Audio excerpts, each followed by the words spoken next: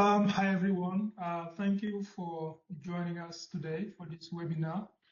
I think we can get started now. After I think we have 2:48. We can get started. So thank you everyone for joining us for this webinar on unlocking the solar energy potential for enabling food security in Mali. So we are happy to have you with us today, and I will be moderating this session. My name is Abdoumbaye. I'm a senior energy specialist working in the energy extractive global practice at the World Bank, covering Africa West region, and I'm based in Bamako, Mali. So for today's session, I'm just going to share a few tips in terms of just how to help us better go through this interesting session. Please stay muted when you join the session. And if you have questions, please, you can share them in the chat, and later colleagues will respond to those questions during the Q&A session. That being said, I'm going to just give you more information about the agenda today. We'll start with opening remarks to be delivered by our colleague Leon Biao. Leon is lead energy specialist at the World Bank Group, same unit, so energy and extractive global practice in the Africa West region, covering the Sahel countries, so Mali, Burkina Faso, Niger, and Chad.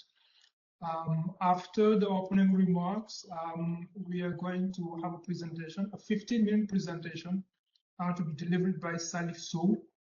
Salif is a senior manager at Deloitte Senegal, the public sector and energy unit. After the presentation, we are going to have a discussion with two colleagues. Raluca is a senior energy specialist in the same global practice, covering West African countries. And Fred Kizito. Fred is a senior agriculture economist in the agriculture global practice, also working in the Africa West region. So after the short discussion, we're going to open it for a Q&A session, and we'll be able to, you can ask questions and the participants can respond to those questions. So that's the plan before just the closing remarks. And yes, that's about 1 hour we're going to share with you today. So if that's okay, let's get started with the opening remarks with Fred. Leon. So Leon, please, over to you. Thank you. Thank you very much, Abdou, and good morning and good afternoon to everyone.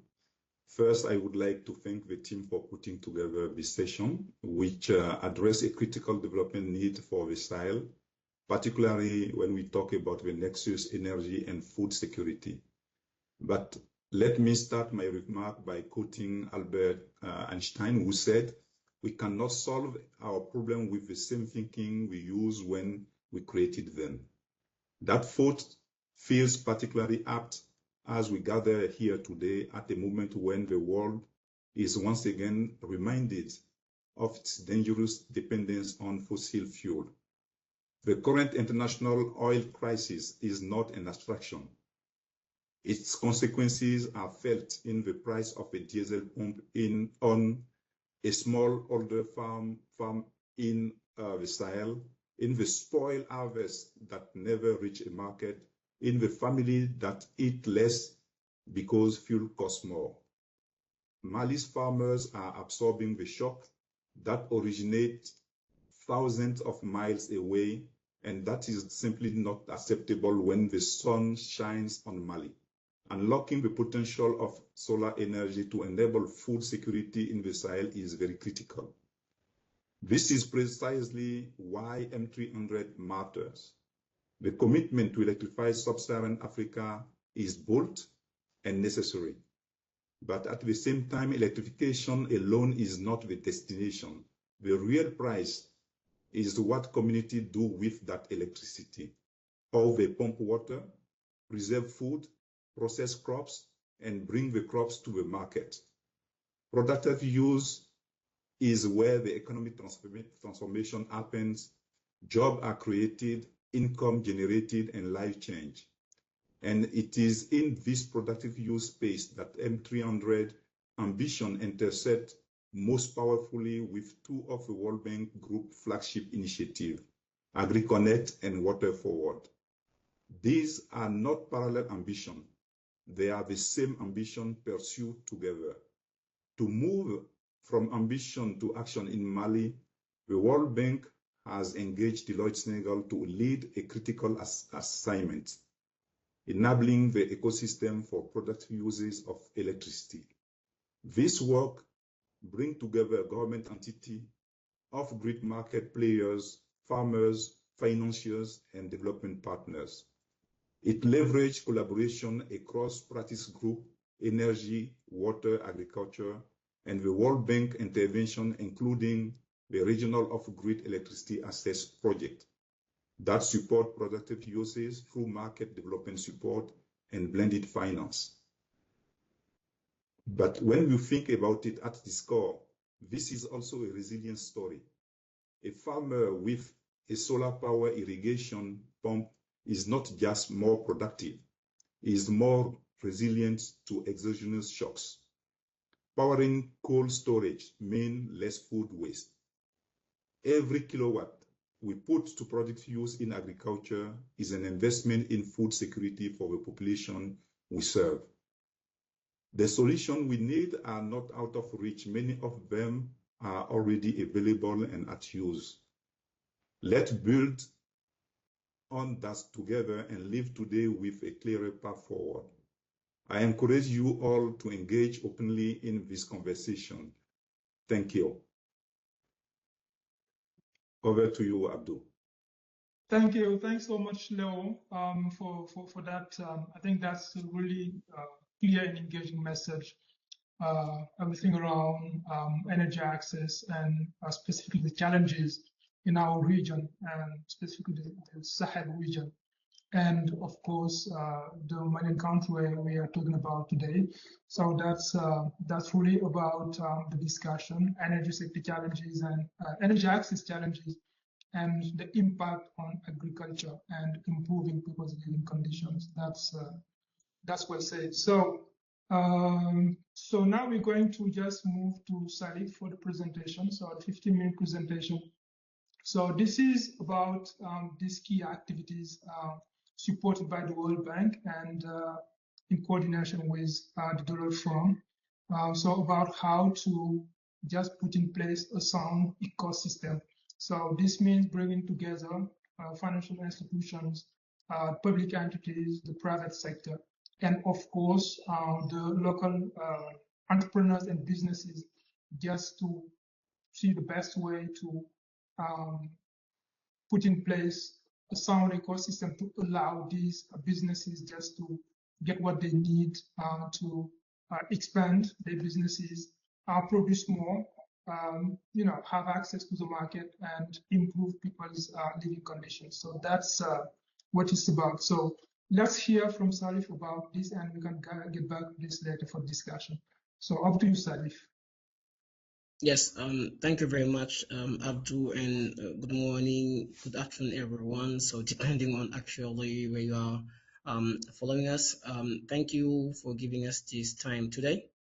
Over the next minutes, I want to walk you through what we have accomplished in Mali. In Mali, in the productive use of energy project, but more importantly, I want to show you why the approach we took matters for this work. And so I'm taking also this opportunity to thank the local team that we collaborated with. So we could not really deliver this work without the local team that we have there in Mali. But I want to talk about what it unlocks. So the work we do, what it unlocks for Mali's agricultural sector. This project was built around one fundamental question, as you can see here, which was how do we make solar energy truly productive for Mali's farmers? not just technically. So it requires a lot of things. So, but financially, commercially, and also sustainably. So how do you find a solution that can gather all those aspects? So let me quickly start with the context in Mali. Let's move to the next start. Okay. So as we can see here, so Mali is a country of a lot of agricultural potential. So, but also, unfortunately, equally a lot of structural fragility. So, with around 22.5 million people in 2025, it's one of the West Africa's largest economies. Yet it ranks around 188 of 193 countries on the Human Development Index. So, roughly 43.9% of the population lives below the poverty line, so which is quite high, on less than 2.15 US dollars a day. About 8% of the workforce depends on agriculture, which is also very high. So agriculture accounts for roughly 35% of the GDP and around 80% of employment in the country. So it's we can say that it's the backbone of the Mali energy economy. And yet, 97% of the crop line is run feed. Only about 3% is under irrigation in the country at a time when rainfall is becoming increasingly erratic due to climate change effect. So all these context results of the following situation. Around 1.5 million people face acute food insecurity every year. Post-harvest losses can reach around 30 to 40% of mainly because farmers lack energy for storage, cold chain, and processing. And behind this actual situation, there are mainly four structural barriers that our work in Mali was designed to address. The first, and I can say one of the most important barrier, is about energy access. So with rural electrification below 20%, farmers rely heavily on diesel, and as the opponent said, so the shock we're having actually in the world is making things harder. So diesel price have surged by nearly 29% in the last 2 or 3 months in the country. So to around 940 XOF per liter, which is about 1.65 USD per liter in the country. So solar is the obvious answer actually in that country, but access to it is still blocked by constraints that we try to address in this work. The second barrier is about financial exclusion. So less than 5%, as you can see here, I don't know if you can see, okay. So less than 5% of farmers actually have access to formal credit. Banks see agriculture as high risk, and that's one of the things that we try to address. So with little structured information, no collateral, and no reliable counterpart from their side. And the third barrier is about water scarcity and infrastructure gaps. So even where solar is technically feasible, so pump and storage infrastructure for dry season farming is often inadequate. Without water, there is no production. So as we know, and the last barrier is about value chain gaps. So limited processing actually in the country, or we call the chain, poor market connectivity, and information asymmetry keep farmers in low value, high risk activities.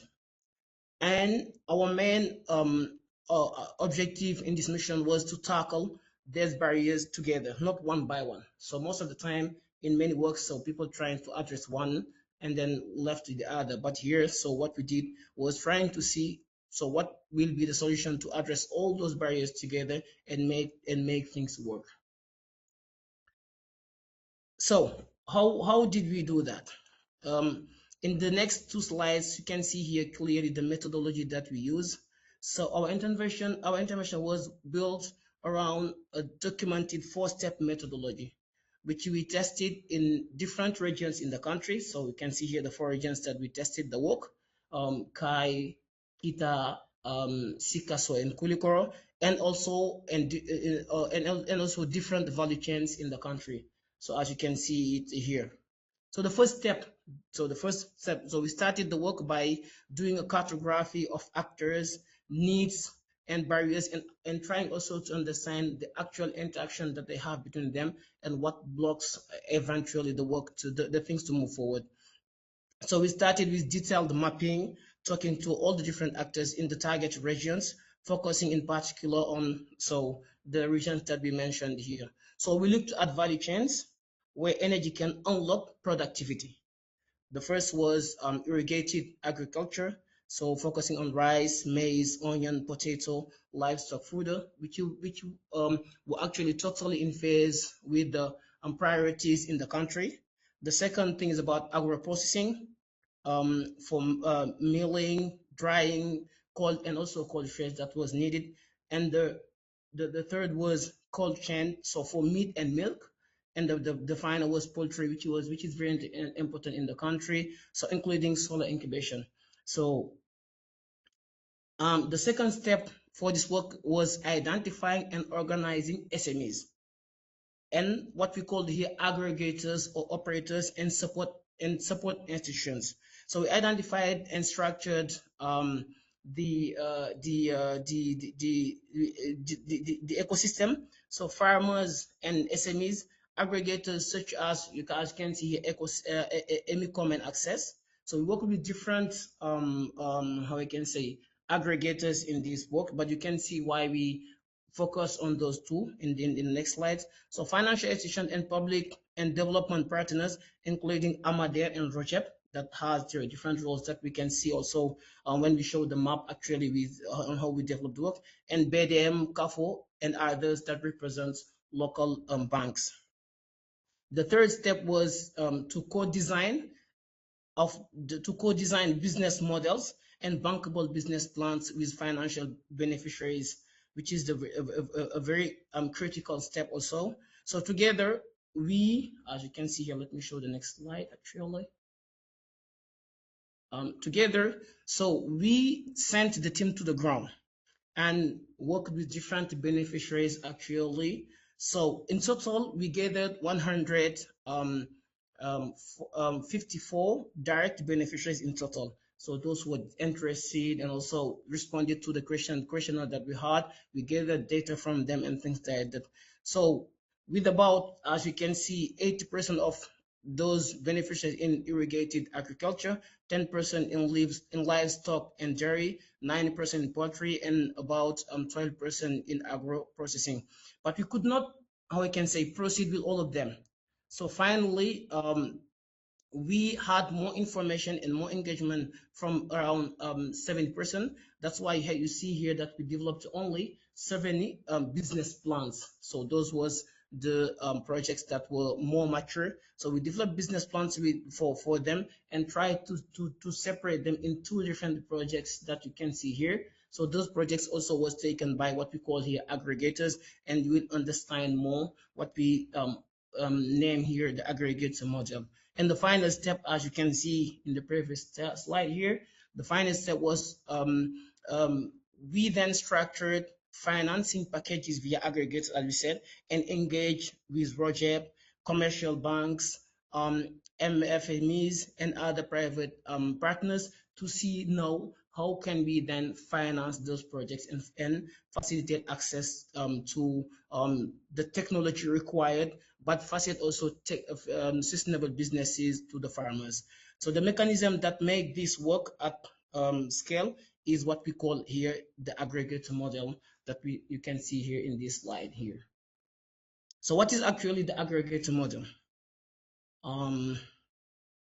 You see here the ecosystem is here. So initially all those different stakeholders are here, but the main challenge was how do they have to collaborate together to make things work to move forward for development of the aggregator sector and also to develop the farmers activity.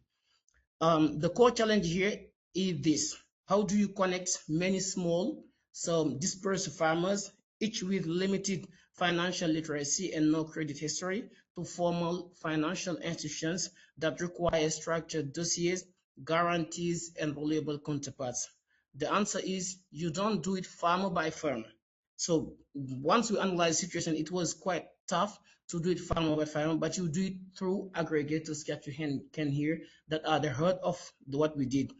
So an aggregator or an operator is a structured entity that groups final beneficiaries and put them together to build one project. But you need to remember that the first step was to design a project and a business plan for each beneficiary, for each farmer, and then you group them to put together one general project that can be submitted to ask for either grants or credits actually. So we grouped those projects with those two aggregators, as we said, Access, who took 40 beneficiaries, and Emicom, who took 30 beneficiaries. We took them together in a single interface, so then they can become a single interface with banks and FMEs, and also programs like ROGEP, because it was difficult for each farmer to participate in the process to ask for grants or anything from ROGEP. But the aggregators, they have all that are required to apply for those programs like ROGEP. And also they are the interface between the farmers and the suppliers, the suppliers, the EPC firms, and also they provide after the operating and maintenance services. You can see here in the next slide the detail of the aggregator model that we built and what is the role of each of them. So according to the model, aggregators such as Access and Emicom, as we said, they regroup the final beneficiaries, so irrigating farmers, market projects, and things like that. And the second thing is that they structure collective projects, and that's one of the things that we help them do. So around combined needs. And the third is to submit that project that they have that have a batch of subsidy applications to ROGEP. So instead of small fragmented applications. And the fourth is that they manage the relationship between the farmers and other actors and become the single interface and make things easier for the farmer, and also the same time for the different banks. And finally, they also coordinate equipment deployments. They have the responsibility to the deployment and also the operate and manage operating and maintenance after sales service. So why does this matter? So for farmers and small and SMEs, they gain access to equipment, finance, and market they could never do alone. For the banks and FMEs, instead of dozens of teeny informal loans, they deal with one structured counterpart with aggregated demand, standardized business plans, and collective risk pooling. Transaction costs and perceived risk fall sharply in this process. And finally, for programs like ROGEP and development partners, so subsidize can support subsidize subsidies and support can be channeled into coherent, well-documented portfolio rather than scattered micro projects. This is actually how this model helps and why it matters. So in short, the aggregator model is not a detail.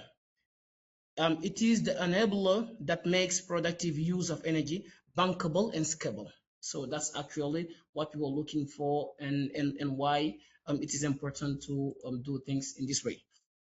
So as a result, you can see here, as I said before, the projects that we built are structured as flowing. So around this aggregator model, so we structured a three-window blended finance mechanism that you see in this slide. So I think you see details here in this slide and in the following also.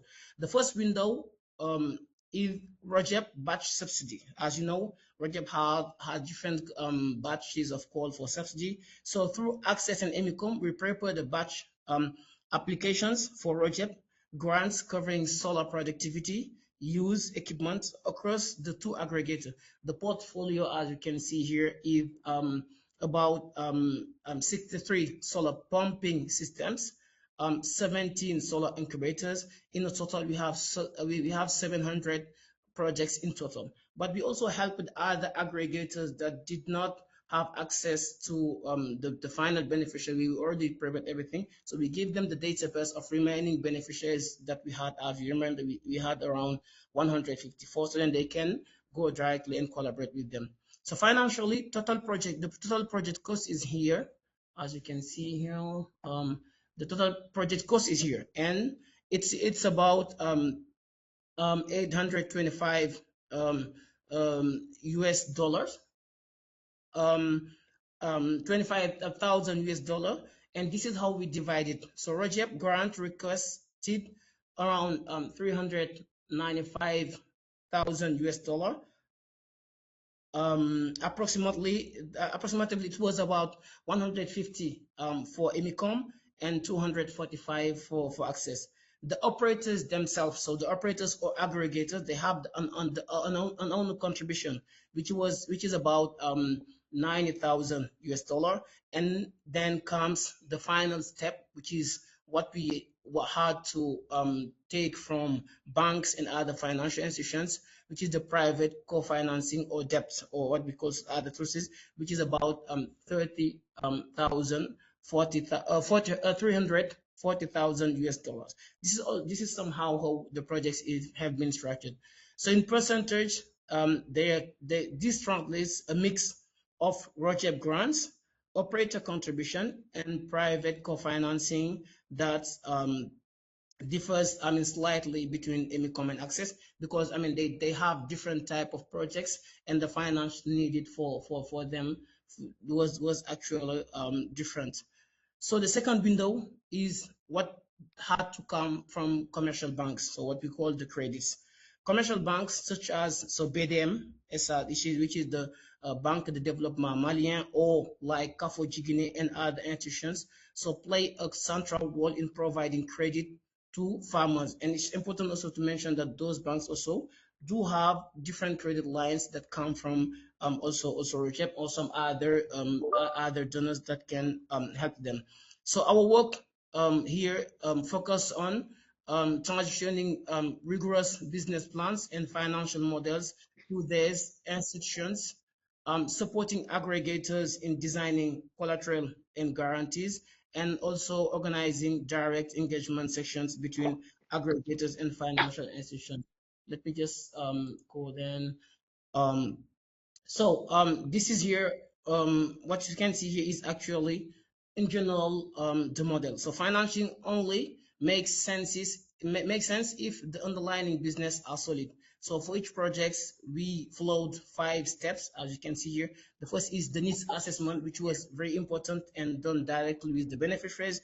Technical design and done on our side, which is a critical step. Financial modeling also done, which is also a critical step that farmers cannot do by themselves, and business plan drafting, and also have a quite clear discussion with aggregators that helps us and accepted to take in charge of different projects for those final beneficiaries. So the business model rely on several key drivers, as you can see here. On different key drivers, as you can see here, multiple crop cycles, reduce energy costs also, and also new revenue stream, as most of the farmers are just doing the activity once a year, so then now they can have activities multiple times in a year, and market and price stability via aggregators. This is actually what this model helps us. And the final and most important part is risk mitigation. So with this model, with this blended finance model, so collective risk pooling via aggregators combined with grants, credit, and self-financing reduces the debt burden, and individual farmers can improve financial viability. These are not just theoretical models, they are grounded in real cash flow based on the activities that they're actually doing, and value chain in Sikaso, Kaikita, and Kulukoro. It is here important then to talk about what we learned. let me briefly, share what we learned from this. So both the strengths and the main challenges, as you can see here, summarized in the challenges and responses is here. So what worked well? So grouping beneficiaries under a single operator, that's one of the main, that's of the best, solution that we took to make things move forward. This dramatically improved access to financing and reduced transaction costs for banks. The second thing is rigorous financial modeling and structured business plans transformed informal activities into credible investment cases. And the third is combining project grants with private credit and financing made projects viable. And fourth, direct engagement sections between aggregators and financial institutions were key to unlock credit appetite and building the trust. Eventually, there are challenges. So, the key challenges and our responses are here. So, banks risks. So, aversion towards agriculture PUE. Many institutions remain cautious, but that's one of the things that we try to address. Our response has been the aggregator model, pre-structured dossiers, and facilitated dialogue sections to gradually change the risk perception. The other barrier is, limited financial literacy among some beneficiaries. This requires intensive coaching after that they get the financing integrated into the business plans co-designing. And the final is the final remaining gaps, so especially on hydro. As you know, we mainly focus on the energy side, but there are special hydro needs on and water infrastructure. So a dedicated work stream have been designed and is ongoing to close, this last barrier and ensure that pumping and storage infrastructure can be, financed. Salif, in the Yeah, interest of time, maybe you can just move a bit yeah, faster so that we can wrap up yeah. the Let me debate. just Thank you. wrap up. This is actually the final step. So as you want to say, so what you can see here is that, so this is not just a model built for one country, or we tested it in Mali, it worked. It can be, done in different other countries. What is actually important is that, you be able to, I mean, at the beginning, clearly collaborate with the different, counterparts, design what is the role of each one, and go directly to collaborate with the farmers, which are the final beneficiaries of this work. So in short term, our priorities are to finalize the support implementation, advance the dedicated work stream on the hydro side also, and continue to build the capacity in deploying simplified reporting tools. What we want actually to wrap up as the time that we had is gone. So let me leave you with three key messages. The first is the main barrier was never technology. The solar resource is excellent in the country and the technologies work.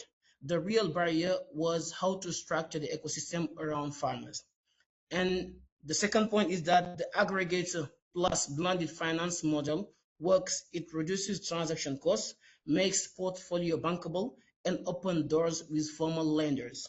And the third important point is that this approach is ready to scale and replicate in any other country with the methodology, tools, and partnership now in place, so we can move from a Mali pilot to replication across the Sahel. This is in summary, so what we did and how we did it. And thank you very much for your attention and look forward to your questions. Thank you.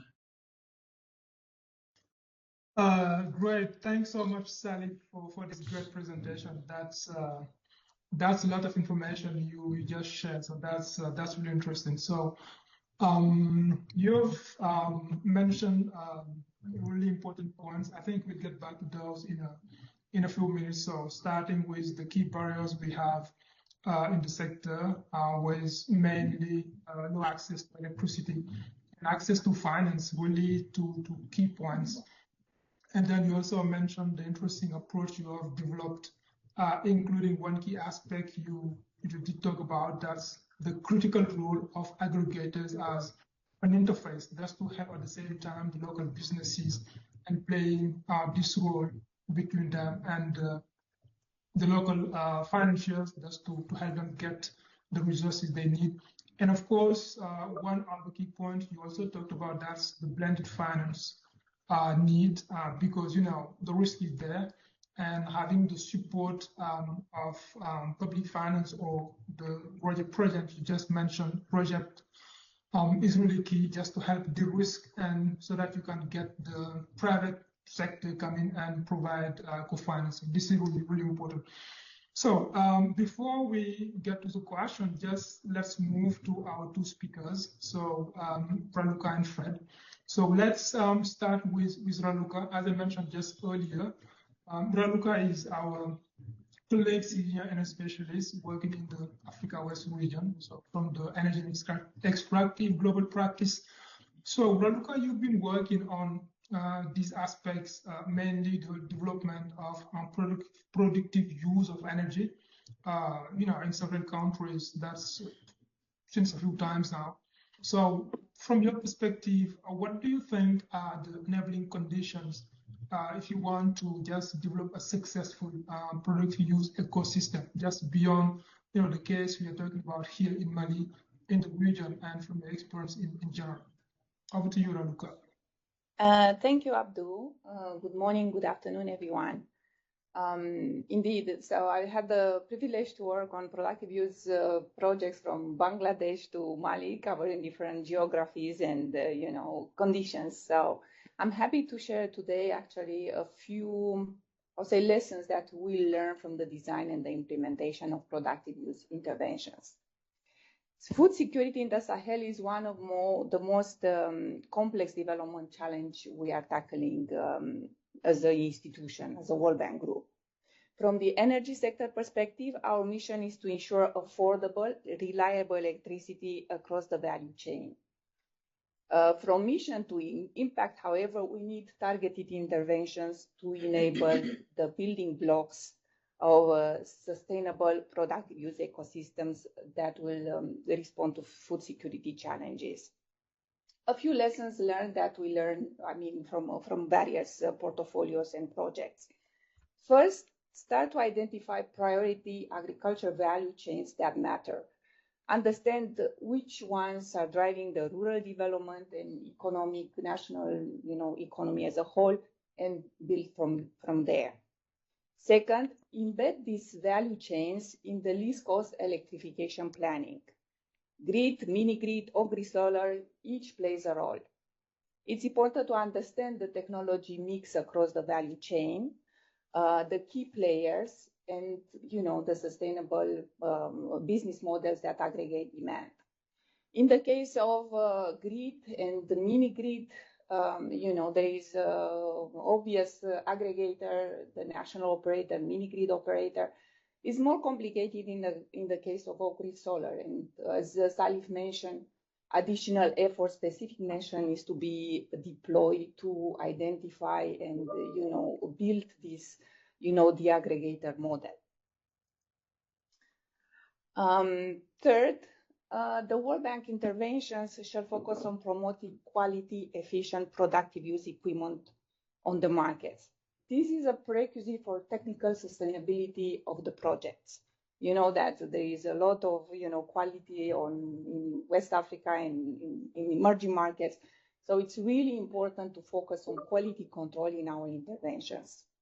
Finance, as rightly was mentioned so often, is the backbone. Blending finance is critical for scaling up, and the ROGEP was mentioned several times as the right business model to scale up off-grid solar. But even ROGEP in some cases is not enough. In cases such as solar irrigation pumping, only the cost of the borehole requires additional resources and additional partnerships. Fifth, build capacity of various players engaged. As Salif mentioned, financial literacy for business development remains a critical barrier. No ecosystem can sustainably function without the local knowledge. And just to summarize the big picture, as per FAO estimates, energy accounts for 30% of food loss across the value chains. Yet, energy is just an enabler. It cannot solve the food security challenge alone. Agriculture and water-specific expertise, it's required from, from the very beginning, from the seed, crop rotation, water management, to linkages to the market, to ensure revenues for the agriculture SMEs and viable business models. Once, we build these viable business models, the electricity operators, either it's grid, mini grid, or off-grid solar, will benefit of, revenues from these productive loads, which is also critical for their own business model. So just to summarize, this is an area that cannot be pursued by one single global practice. This requires cooperation, internal cooperation, and external partnership. I'm truly grateful to have the opportunity to lead this assignment with Deloitte in Mali, and I would like to express my sincere appreciation to our colleagues from the agriculture, water, global practices, as well to our, our partners, KfW or, FAO, and of course to the ROGEP team. This is the type of partnership that Sahel needs, and look forward to continuing working together. So I'll stop here and over to you, Abdul, and available to discuss any questions. That's great. Thanks so much, Raluca, for sharing those. Really, really insightful. So as I mentioned, we'll get back to you, for the discussion. Just for now, let's hear from Fred from the agriculture side. So Fred, from your perspective, from what we heard from Raluca and Salif, we do see how, electricity is key, right? If you want to develop the agriculture value chain. So from your perspective, how is going the collaboration? So what needs to be done so that we can, we can do better based on where we are now and given the challenges? And of course, you also can also tell us more about, the AgriConnect initiative and, how this is moving in the region. Up to you, Fred. Yes, thank you so much, Abdu, for that introduction, and many thanks, Raluca, for the excellent rendition. I really also thank Leon. I really the organization of this session is quite timely. Thanks, Raluca, for inviting me to see how we can deliver on Mission 300 faster together, where we focus on unlocking solar energy potential for enabling food security in Mali. I would like to share very quickly from a farming and agribusiness perspective. I would like to highlight 3 key points. First, building on the key elements that Raluca has mentioned, productive use is most impactful when we start with agricultural problems, such as water control, storage losses, processing constraints, and then we match the energy solutions to the agriculture bottlenecks. This will be opposed to where we look at energy as a standalone technology. And definitely the work under M300, electrifying Africa, including solar irrigation pumping and solar-powered cold storage, is a very strong illustration of that impact fast logic, and it's really in the best direction moving forward. Secondly, I wanted to speak about scaling, how it depends on the ecosystem, not just hardware. It's a win-win scenario. Because, again, reiterating the point that Raluca mentioned about energy as an enabler, the M300 initiative aligns very well with AgriConnect in that both initiatives have a deliberate effort to build an ecosystem that brings together solar providers, agriculture SMEs, commercial banks, government institutions, partners, because normally once you build this ecosystem, the technology adoption increases when you have finance, after-sales services, as well as aggregation, if these are solved together. This works because energy is again treated as a productive input embedded in an agricultural market system. So it enables us to test sustainable business models, blended finance, as well as the role of aggregators to scale. I really liked the point made in the presentation that is really emphasizing the aggregator model as a pivotal lever. thirdly, as I get to my last point, we need to look at field-driven approaches, blended finance and aggregators as practical levers for scale.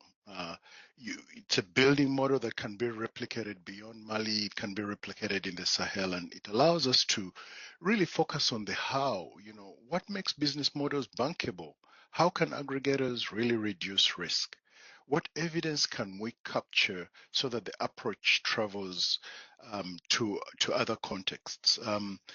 Just again to build on the point that Leon had mentioned about, we think about a farmer with a solar pump where you have every kilowatt hour that is put into productive use makes a difference. If let's take an example. If we take an example that energy is an enabler in the agriculture value chain. And a farmer that transcends from a diesel to solar pumping of paddy rice irrigation saves approximately $130 to $190 per hectare per season in sub-Saharan Africa. With solar pumping, it typically pays for itself within 2 to 3 seasons. Over a 20-year lifespan of that infrastructure, a single hectare can save up to $2,500 to $3,800, which is a highly significant amount for smallholder income levels, where the margins are really tight. So this is quite critical. And when you think about when you move down to the value chain, typically rice, you have to have a milling that runs on a mixed grid and diesel system. But if you really introduce solar, it can significantly save costs between $16 and $34 per ton of paddy, and potentially this would be much higher in high dependency countries such as Mali, Nigeria, and Tanzania. So if you have maybe around 2,000 tons per year of throughput, this is about $32,000 annually, and the system would pay itself off after 5 years. So this is essentially money directly in the pocket of the farmer, dollar for dollar. So in many ways, it's even better than an equivalent revenue, because revenue still has some potential costs attached to it, whereas a cost saving of 100% of profit improvement would be sought. So this shows that really alternative off-grid energy is no longer an option. It should be an indispensable necessity within agriculture systems. In conclusion, I just wanted to really reiterate the points that Raluca excellently laid out, that these are priority applications. Solar pumping is not an option, it's a necessity, where we can even look at agro-powered solutions. And I do believe that the experience suggests that scaling productive use electricity requires moving beyond just individual assets and financing toward bundled services, aggregated as well as aggregated business models, where you have farmer groups, cooperatives, and SMEs to reduce transaction costs and improve bankability. I really thank the M300 initiative. Thanks, Raluca. And I do believe M300 is really well aligned with AgriConnect, and looking forward to our ongoing collaboration. Thanks a lot. That's great. Thanks so much, Fred, for those insights from the agriculture and agribusiness side. Before moving forward, Raluca, can you please confirm our colleague director, Demetrios, is connected?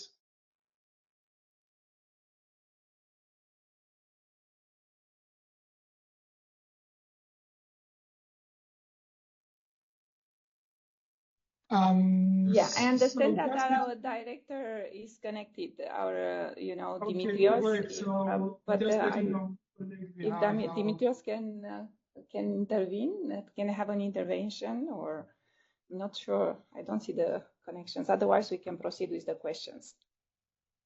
Yes, happy just to let our global director, Dimitrios, in charge of energy, from the Energy Global Practice. So Demetrios, welcome. If you can please just join and say a few words, please.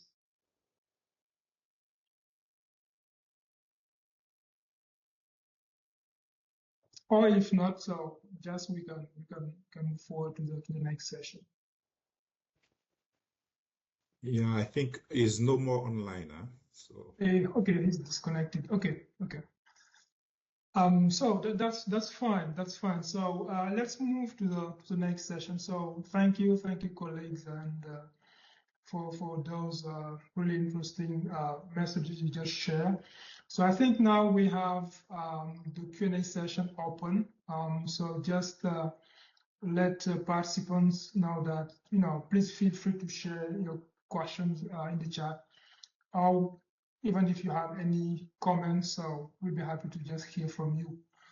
I think we already have, I just saw Jan. I'm not sure if Jan would like to add something just before we start with the question we have in the chat. Okay, no more hand from Jan. Okay, that's fine. So let's move to the chat. I think we already have a few questions.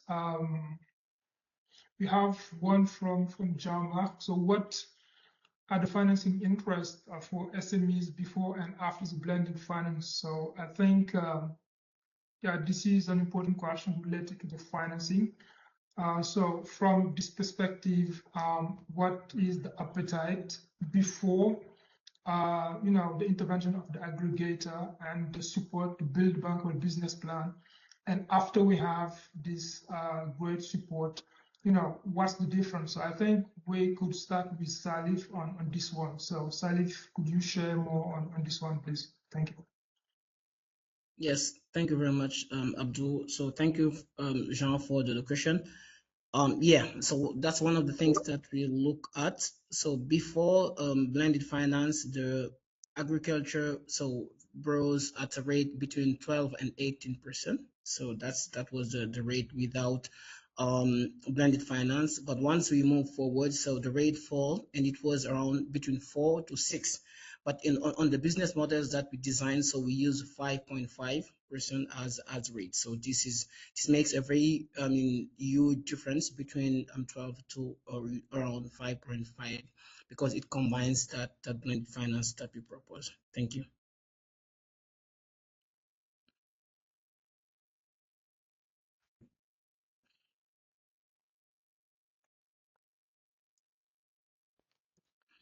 Abdul, you are muted. Yeah. Sorry for that. So I just was saying thank you, Salif, and one follow-up question on that round aggregator asked by another colleague is that, who do you think could do the work as an aggregator, from the private entrepreneurs, the NGO, etc. Just maybe if you can share more about, where does the aggregators come from, and usually how do they work? Thank you. Yeah. Abdul, thank you very much. Sorry. Yeah. Just I have the same question, but I want to add more so that you can respond at once. So, when you look at the numbers, say in Mali, 80% of the population depend on agriculture. The pilot that you did really showing great results. So my question is, what does it take to bring it really at scale, even in Mali only?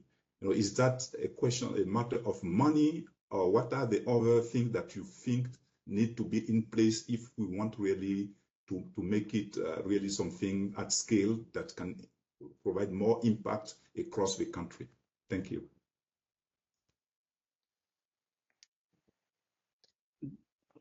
Yes, good. Thank you very much, Lemons. I'm quickly going to respond to the first and then come to your question. So who was the aggregators? There is an association of, the operators that do work on the off-grid side and also do work on selling or implementing, solutions based on solar in the rural areas. And those are the persons that we approach. So we work with the association to see who can fit. First, there are a certain number of criteria. They had to provide technology solutions that can be proposed to, the ROGEP for subsidy. So that was the first thing. So the aggregators are operators that to sell solutions that we need to develop that projects. So we work with the association, so that they have given us a list of operators that already have the technology that we needed, and then have the capacity, the financial and administrative capacity required to apply for ROGEP, and also to work with the different banks to move these projects forward. So the aggregators are actually rate operators that provide solutions. But yeah, in other ways, we can try to find some other aggregators. For example, it can be associations, from in rural and things like that, but that make things harder. So I think actually what we found is that the easiest was to go through operators that to sell solutions that have the technical capacity and financial administrative capacity required to move through the process. That's the first question. So those are the aggregated. The second is that how to scale this up. So you can see it in one of the slides that we propose. The first thing is, to help the aggregators get to more people, because one of the things that we have seen is that once you go to the ground, you find people that really don't know how. They say that we have this activity, we have our land, but we don't know how to process to have access to the technology. So the first thing is that we just can have a program that help aggregators have more access to data and information of who is doing this or that activity and where. And the second thing is, as you said, we can help also provide more subsidy, because the grants that they get from project makes a very huge difference. So if there is more grants for more projects, they can move forward and go to more people that can benefit from this. And the final actually step is also those aggregators, they need more capacity, because as I said, we received a list of aggregators, but some of them were not ready because they could not respond to the criteria that can help them be able to build the projects as this. So they need also the other potential aggregators need to be trained and scaled up so that they can also participate in this project. So we need to have more aggregators, more information to the final beneficiaries, and more work to be done to build business plans for those aggregators, and then this can be quickly scaled in the country. And the hardest thing is that the models are here. So either what we did with aggregators, the business plans and how it was designed. So we just need to go to more people to get them, and also train more aggregators, and then things can move quickly forward. Thank you. I don't know if there's anything Raluca or the others can add, also the local team that we had. Thank you. Yes, thank you, Salif. And as you mentioned, Raluca, Fred, please feel free if you just want to add anything to complement the responses. And I think that's really interesting, Salif, what you just said, with the capacity strengthening aspect. If you really need to build on the sustainability, I can recall those exchanges you had with the aggregator and how you, as a consulting firm, were able just to provide valuable support even to the aggregator, just to help them improve the cases they're presenting. This is really important. So if we see the difference between what the end users, the small businesses, they're able to do, the limited capacity, what the aggregator at the local level in the country are able to do to provide support and play this interface role we just talked about, and how, from our perspective, in collaboration just with other larger institutions we can do, for example. I think this capacity strengthening aspect is really important, just to bring those stakeholders together and work on a more sustainable way, just beyond identifying those interesting models, but just knowing how to continue providing continuous support. I think this is really key also. So we still have a few additional questions on the chat, so we can go through those. I think we still have time. Kenta, I see you still have your hand raised. Do you want to just jump in and repeat your question, or you already posted them in the chat? I can go through them. Sure. Thank you. Maybe I posted it, but maybe I can just quickly raise them here. That's okay. Thanks. Thanks. That was actually a very insightful presentation. And my name is Kenta at SMAP.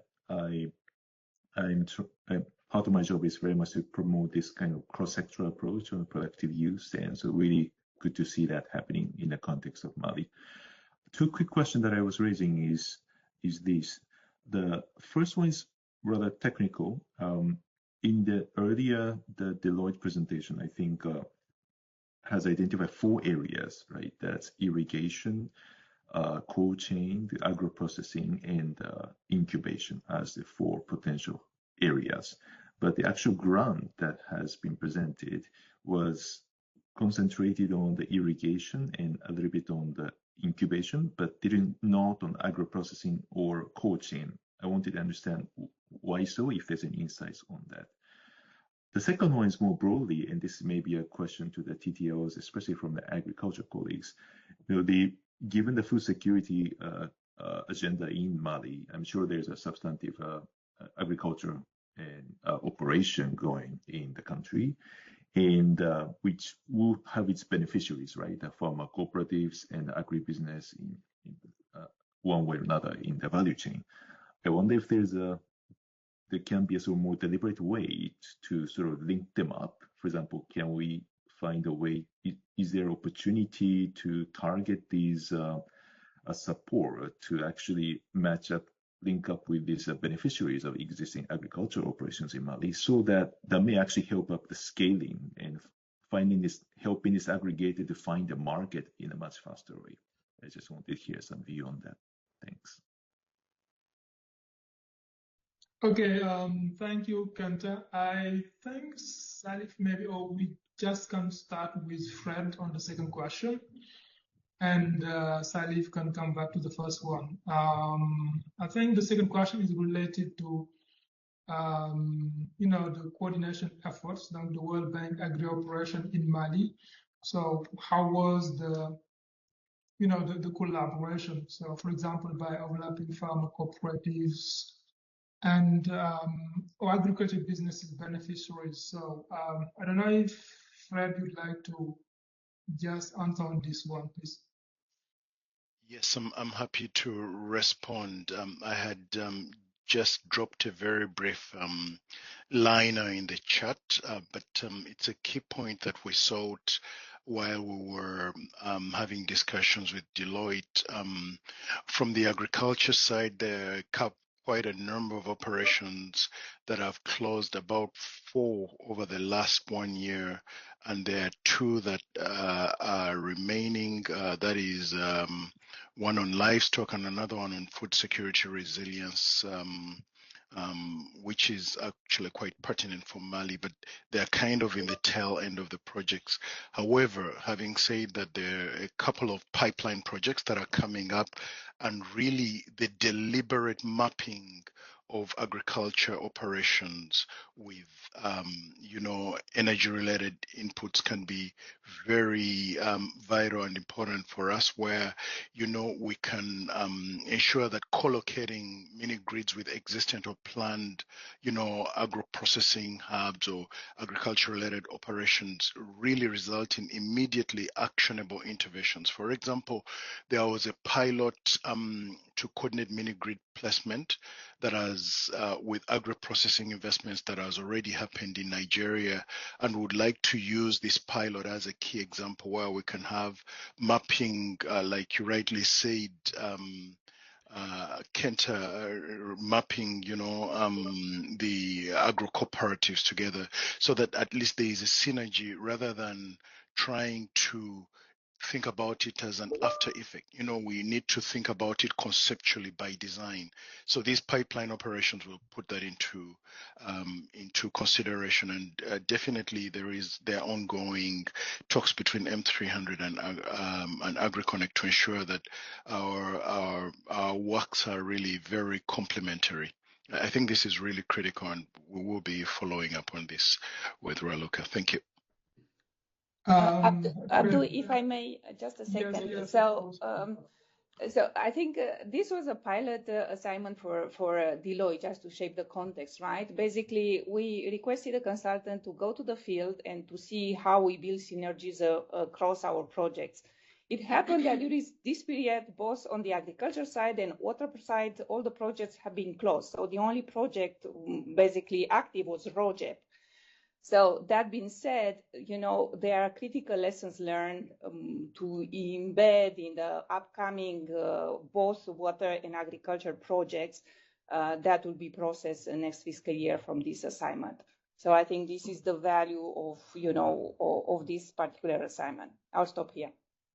But that being said, the colleagues have been fully on board from the very beginning of the identifying the value chains and through the entire assignment with Deloitte, and playing also, even if there was no financing, an enabling role with, with the development partners, with KfW in Mali, that hopefully will finance the borehole for the solar irrigation pumps.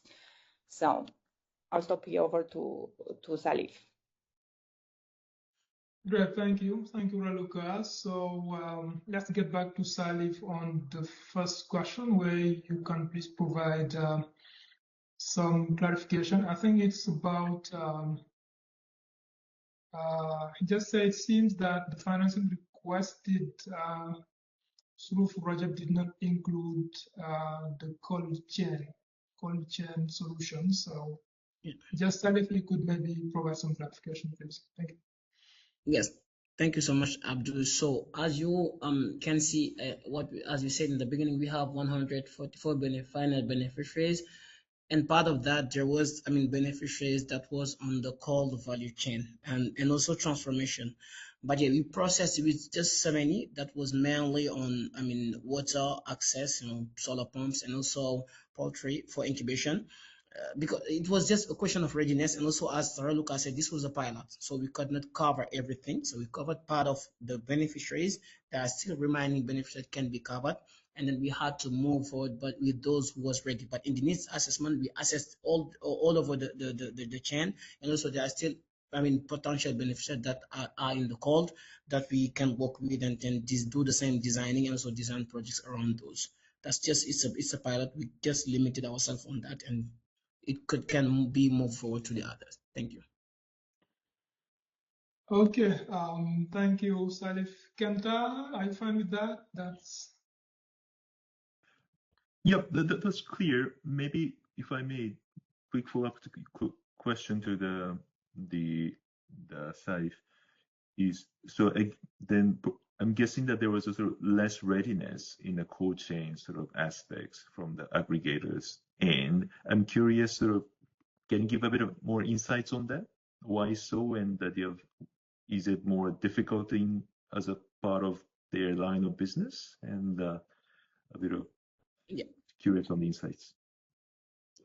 Yes, there was less readiness because for example, for the cold chain, most of the projects had to start from the beginning. So in agriculture, there are people already leading those projects. It was needs. We found one project ongoing that we wanted to help, but they closed everything with another project and moved forward with them.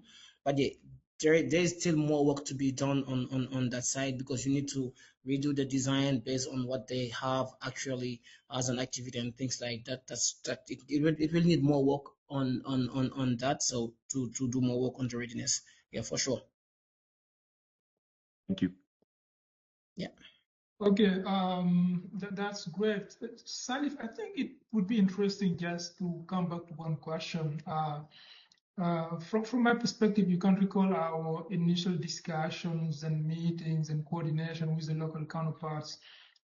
Sometimes it might be challenging just to coordinate with those local stakeholders, specifically when it comes to going to the public ones, discussing with them. So how do you see those challenges?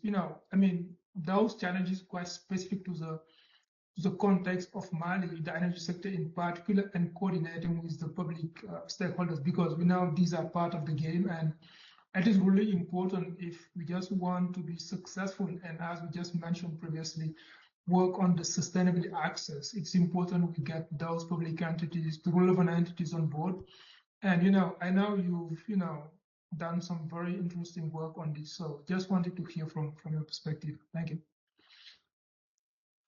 Yes, thank you very much, Abdul. Yeah, as you know, our initial approach was to go, through local counterparts. It might be, governments, agencies, also some other associations. But yeah, collaborating with them was quite harder because sometimes it's quite more hard to get information on some aspects and to get access also to final beneficiaries. And at the beginning things was not moving as wanted. So what we did is that we changed our approach, doing it taking a bottom approach, is to go directly to the field, collaborate with the final beneficiaries, and then go up and then inform them to move forward. So that's one of the challenges that we found. It's quite more, easy to do it directly with farmers and then move forward, but you have to keep the local, even to keep them informed. But it going through them is quite harder. That's one of the challenges. The other challenge is about information and data.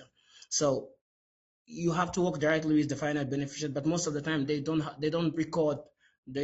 recorded data on the activities, the history, and things like that. And once we were building the business models, we needed those data, but it was quite tough. And then you have to try to get more information and build on some hypotheses and understanding of the ground. And thanks to the local team that we had there, that delivered other projects and helped us get information required to do the work on the business plans.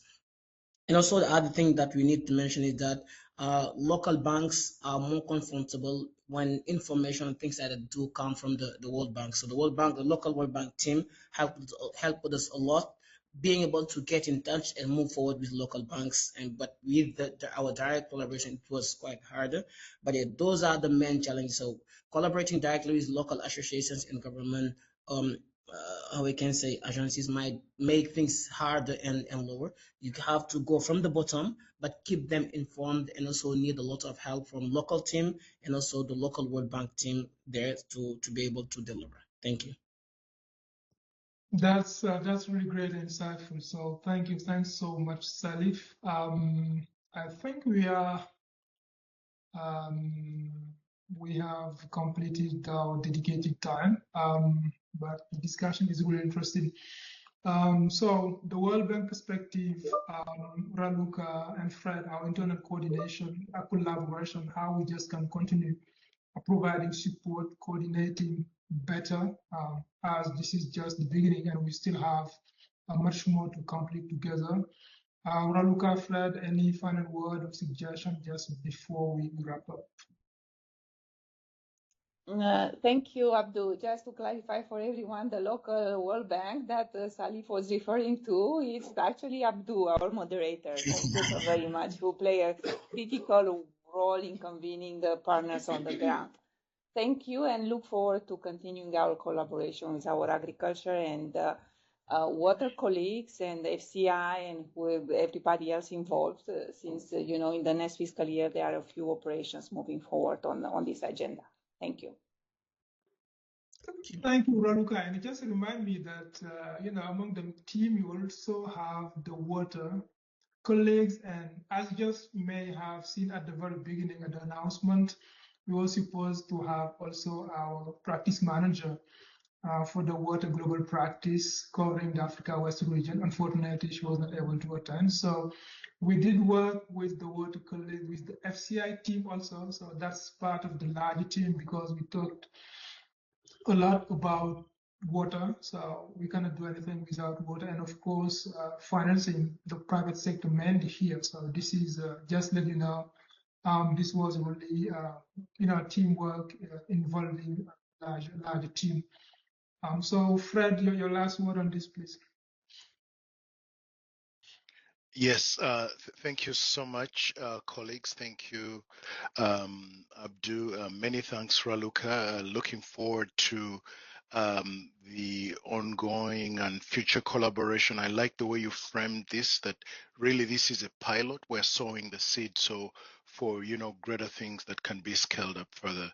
And I'm looking forward to this collaboration. Thanks again to all participants. I appreciate this. Many thanks. Thank you so much, Fred. Leo, I see you're still connected. So do you have any final suggestion just before we conclude, please? No, thank you, Abdul. Just to thank also, again, the team who organized this, and thanks, Salif. I think that few key things that I'm also taking away from this conversation is that it takes a village to make this happen. It takes also, in my speech, I mentioned resilience. It takes the resilience from the team side as well, because we are working in an ecosystem that's not easy. But we can do it. Honestly, even within the engagement that we have running, most of our intervention in the Sahel, mainly in energy sector, has a dimension of project use of energy. So it's all we bring our collective effort across the bank of the GPs to make sure that we provide the required support to the population. So thank you very much. Very interesting conversation, and I look forward to see that replicated also in our daily work. Thank you. So thank you, Leo and colleagues. I think that was a really interesting session, and I think we, extend our thanks to Salif and the Deloitte team who did a great job through this activity. So we've been working together since last year, and I think that was quite intense and interesting. So lots of insights they have been sharing during this session. I think that's really interesting, and we can continue sharing about this activity later. So lots of lessons learned around this, everything around providing access to electricity, water, supporting agriculture development, all of this, that's with the ultimate goal of improving people's living conditions. That's really, really interesting. So thank you to all the participants who joined us today. Just let you know, we'll be sharing after the presentation, after the session. So we were really happy to have you with us today. Thanks so much, and happy to see you later in our session. Thank you, our speakers, also Raluca, Fred, and everyone who was able to join. Thanks so much, and bye for now.